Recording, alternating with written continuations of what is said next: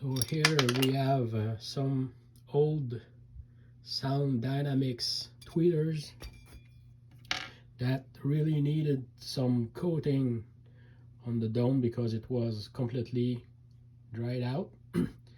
I also previously replaced the magnetic fluid within the magnetic field, and now I'm applying that stuff.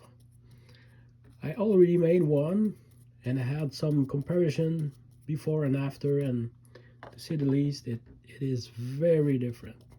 The tweeter really gained back all of its output, and it's very awesome to be able to find that. I bought it from guys from Netherlands from eBay, and we'll post some before and after video soon. Thank you.